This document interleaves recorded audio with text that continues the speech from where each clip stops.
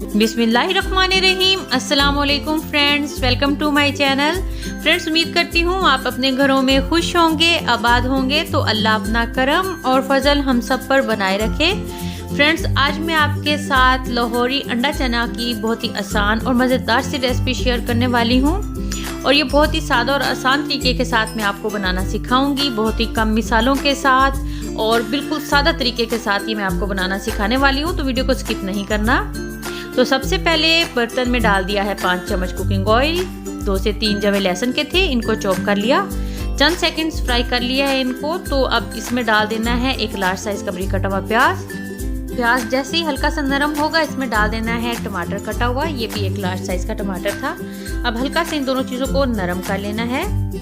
अब इसमें डाल देना है 1 चम्मच नमक। और अब इसके बाद शामिल करना है इसमें आधा चम्मच सुरख मिर्च पाउडर और आधा चम्मच काली मिर्च का पाउडर डाल दिया इसमें। और आधा चम्मच हल्दी पाउडर इसमें शामिल किया है। और 1 चम्मच इसमें डाल देना है धनिया पाउडर। तो ये घर के सादा मिसाले हैं, देखें। अब इसमें थोड़ा सा साबित गरम मसाला, जिसमें दालचीनी, बादियान, लौंग, काली मिर्च और 1 चम्मच जीरा है। इसके साथ मिसाले को मीडियम टू हाई फ्लेम पे भून लेना है तकरीबन 5 मिनट के लिए। मिसाला जितना अच्छा भुना हुआ होगा, उतना ही ज़बरदस्त सा जायका आएगा सालन का, उतना ही मज़ेदार बनेगा सालन। तो तकरीबन 5 मिनट अच्छे से भुना है। तो देखिए घी अलग हो गया मिसाले से।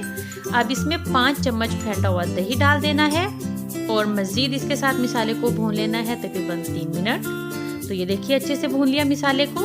अब इसमें उबले हुए चने डाल देने हैं। चनों को बस नमक डाल के उबाल लिया था। तो इसके साथ चम्मच चलाते हुए मिसाले को मज़ीद भून लेना है। तो ये देखिए ज़बरदस्त सा ये भी हो गया।